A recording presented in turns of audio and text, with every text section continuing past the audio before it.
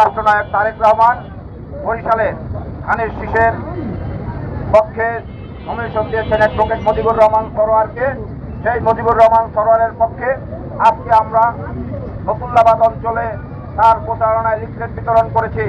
সংগ্রামী নেতৃবৃন্দ, আমাদের মাঝে এখানে উপস্থিত রয়েছেন স্বেচ্ছাসেবক দলের নেতৃবৃন্দ, শ্রমিক বাস স্ট্যান্ডের শ্রমিক মালিকের নেতৃবৃন্দ, সাংবাদিকবৃন্দ। আজকে একটি কথাই স্পষ্ট, এই বরিশালের মানুষ মুজিবুর রহমান সরোয়ারকে পাঁচবার নির্বাচিত করেছে। মুজিবুর রহমান সরোয়ার বরিশালে 5 বার সংসদ সদস্য নির্বাচিত হয়েছে।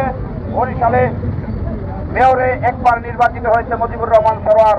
অতএব এই বরিশাল মানুষের আশা আকাঙ্ক্ষার প্রতীক মুজিবুর রহমান সরোয়ার। বরিশালের মানুষ বারবার মুজিবুর রহমান সরোয়ারের উপরে আস্থা রেখেছে। আমরা আশা করছি এবারও বরিশালের মানুষ এই মুজিবুর রহমান সরোয়ারের উপরে আস্থা রেখে আগামী 12ই ফেব্রুয়ারি ধানের শীষের পক্ষে ভোট দিয়ে তাকে বিজয়ী করবেন। সংগ্রামী নেতৃবৃন্দ, এই বরিশালে মুজিবুর রহমান সরোয়ার, তার হাত থেকে এই বরিশালের উন্নয়ন রূপকার হয়েছেন মুজিবুর রহমান সরোয়ার। এই বরিশালে দীর্ঘ 17 বছর ব্রিটিশ সরকার থেকে এই বরিশালে কিছুই করেনি। বরিশালে শুধুমাত্র তারা সন্ত্রাস উপহার দিয়েছে। সংগ্রামী নেতৃবৃন্দ, আর আজকে আমরা কি দেখতে পাচ্ছি? আজকে আমরা দেখতে পাচ্ছি বাংলাদেশে আরেকটি দল ধর্ম ব্যবসার নামে বাংলাদেশের রাজনীতি। মানুষের কাছে উদাত্ত আহ্বান, আর এই ভুল করা যাবে না।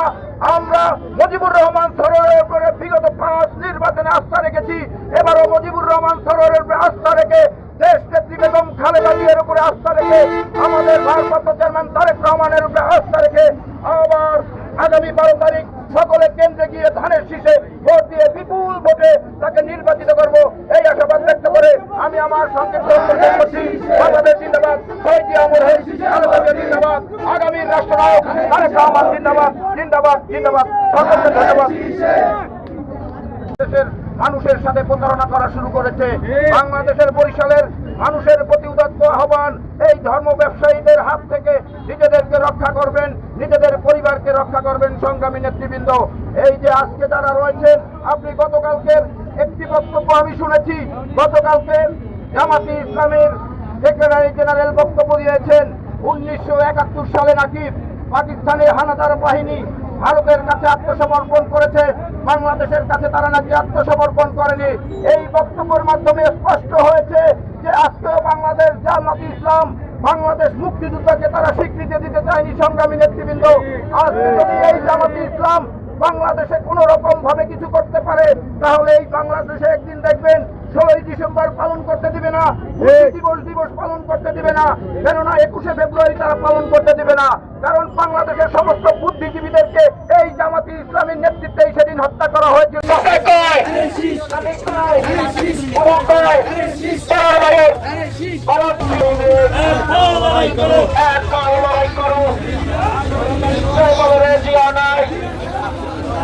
ধানের শীষে মার্কা আছে,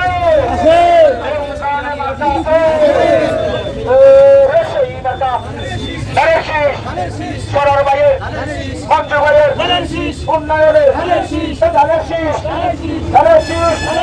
খালেদা জিয়ার ধানের শীষ,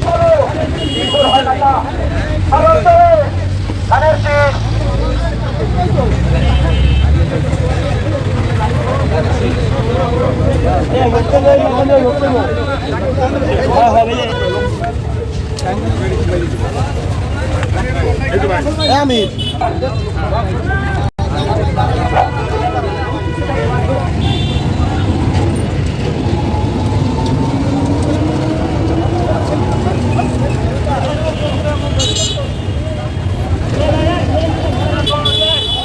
আসলাম, আসলাম, আসলাম।